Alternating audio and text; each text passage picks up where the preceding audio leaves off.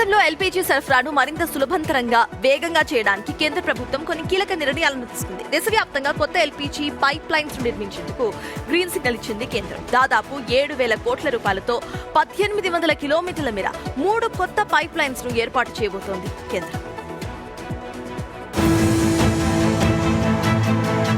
LPG సరఫరా వ్యవస్థను మరింత బలోపేతం చేసే దిశగా కేంద్రం అడుగులు వేస్తోంది. ఇందులో భాగంగా 3 కొత్త ఎల్పీజీ పైప్లైన్ల నిర్మాణానికి పీఎన్జీఆర్బీ ఆమోదం తెలిపింది. ఈ ప్రాజెక్టులను గెయిల్ ఇండియా నిర్మించనుంది. తెలంగాణతో పాటు మహారాష్ట్ర, ఉత్తరప్రదేశ్, ఉత్తరాఖండ్, కర్ణాటక, గోవా మీదుగా ఈ పైప్లైన్లు వెళ్లనున్నాయి.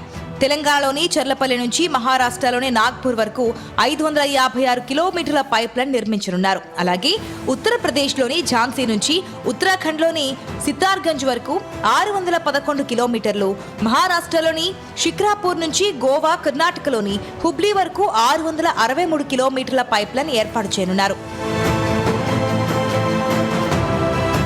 ఈ 3 ప్రాజెక్టులు పూర్తయితే దేశంలోని ఎల్పీజీ పైప్లైన్ నెట్వర్క్ మరింత విస్తరించనుంది. ప్రస్తుతం ఉన్న సుమారు 7,700 కిలోమీటర్ల పైప్లైన్ నెట్వర్క్ ఈ ప్రాజెక్టులతో 9,500 కిలోమీటర్లకు చేరనుంది.